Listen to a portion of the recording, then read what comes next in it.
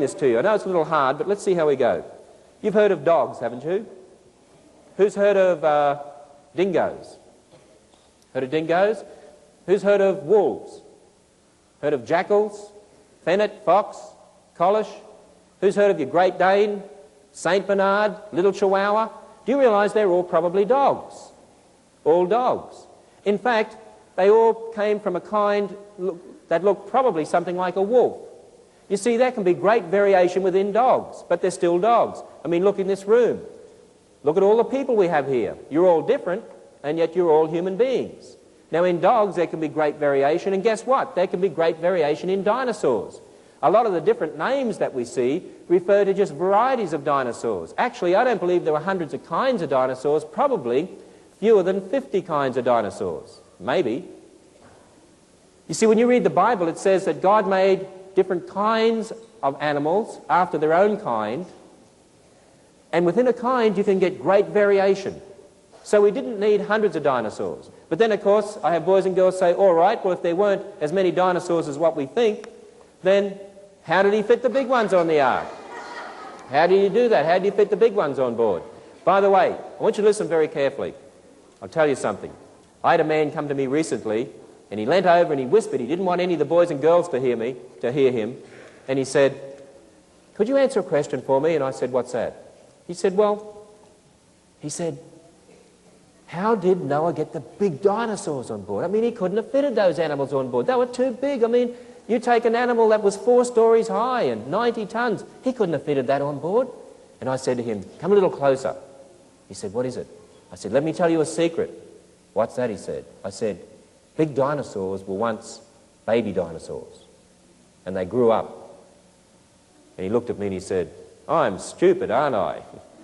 And you know what? You think about it for a moment. Big dinosaurs were once baby dinosaurs.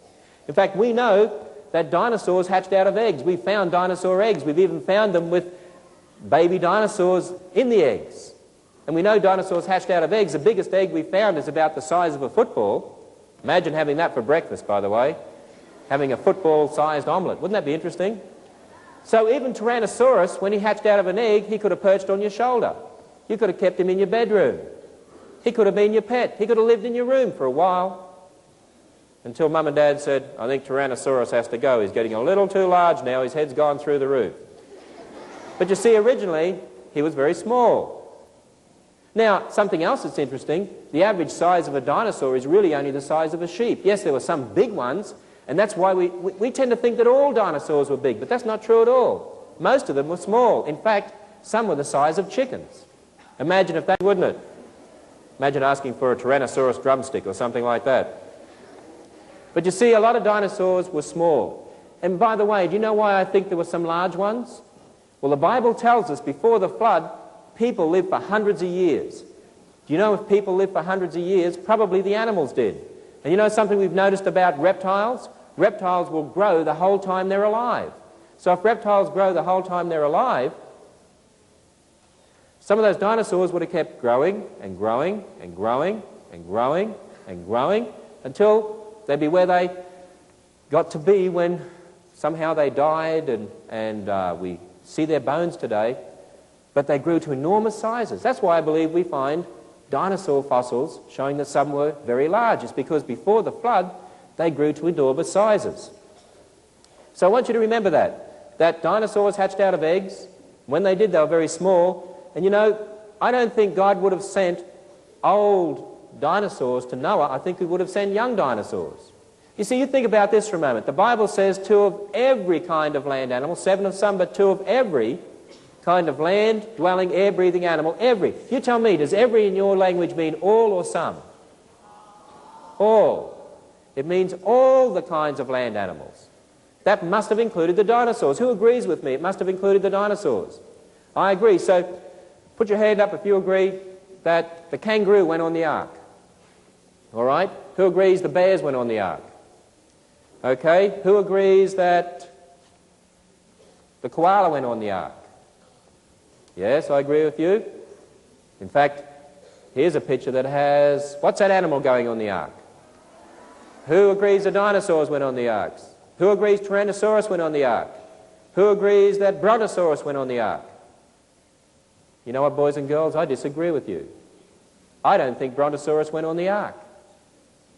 Now I've got you confused, haven't I? In fact, I don't believe God made Brontosaurus. Now I've really got you confused, haven't I? I mean, I told you God made all the different kinds of animals, but I said, I don't believe he made Brontosaurus.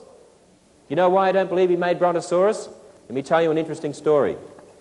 Brontosaurus was actually a mistake. That's right. You see, there was this, now you listen carefully, there was this American scientist. Right? It wasn't an Australian scientist, I want you to understand that. It was an American scientist. And he found this body and didn't have a head. And he found a head a few miles away and he stuck it on this body. He called it Brontosaurus, the most famous dinosaur of all. Guess what? He had the wrong head on the wrong body. It was really an Apatosaurus. Poor old Brontosaurus never existed. That's why God didn't make the Brontosaurus.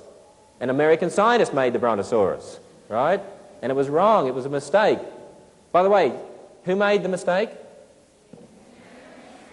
American scientists. Good, I just want you to remember that, right? Because we need to understand that scientists make mistakes. Actually, Australian scientists make mistakes too. But really, Brontosaurus has been renamed. He's now called an Apatosaurus. I remember talking about this at a minister's conference once, and one young minister said, "That's terrible, that's the only one I can pronounce. Now I've got to learn a new dinosaur." Well, we had to teach him some new names. Well, I believe the dinosaurs went on the ark, the other animals went on the ark, and then what happened? The Bible tells us that fountains of the deep broke open. Probably great volcanic action, volcanoes all over the earth, probably far bigger than Mount St. Helens. Lots of water, lots of mud. The vapor canopy around the earth collapsed. So there's water from below, water from above, lots of rain. In fact, the animals that didn't go on board Noah's Ark, what would have happened to them? They would have drowned. Some of them would have been covered by mud. They'd turn into fossils, right? If Noah's flood's true, what would you expect to find? Billions of dead things buried in rock layers, laid down by water all over the earth. And what do you find? Billions of dead things buried in rock layers, laid down by water all over the earth, right? I enjoy saying that, do you?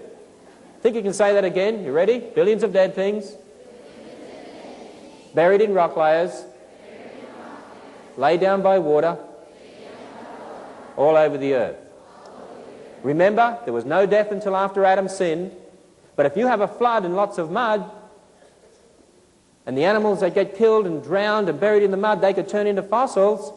That's where I believe most of your dinosaur fossils came from. Noah's flood. And by the way, the Bible says Noah's flood was just something like 4,000 to 5,000 years ago, about 4,500 years ago.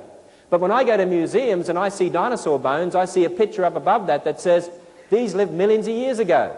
You know, when I first saw that, I thought there must have been a dinosaur reporter there taking pictures. But there wasn't. In fact, what's the question I should ask the museum staff when they say dinosaurs lived millions of years ago? Ah, were you there? And they'll say, well, no, we weren't. But you weren't either. And you say, no, I wasn't, but I know someone who was there. Who's always been there? That's right, God's always been there. And we have his word, and we can go and check that out. By the way, if Noah's flood was 4,500 years ago, and if most of your fossils, now we think some fossils came after the flood too, but if most of your fossils and probably most of your dinosaur fossils came from the flood, you tell me, how old would most of your fossils be? 4,500 years. And you know what I've had boys and girls say? But Mr. Ham, it takes millions of years to make a fossil. Millions of years? Actually, would you like to see my favourite fossil? You would? Actually, I don't know whether I should show it to you. It's very frightening. And you sure you want to see my favourite fossil? I don't think you sound enthusiastic enough. Oh, you do want to see my favourite fossil? Well, look, I tell you what, hang on to your seats, because this is very frightening. Hang on to your seats. You ready? Now, you have to have perfect quiet, because I tell you, this is not easy for me to do. You ready? I really don't think I should show it to you. You really want to see it? Well, I tell you what, if you're absolutely perfectly quiet, hang on to your seats. Now, you get ready for this, because I don't really like showing these to boys and girls. This is... You ready? All right, nice and quiet. It's going over slowly to the projector here. You sure you want to see it? All right, get ready. Shh.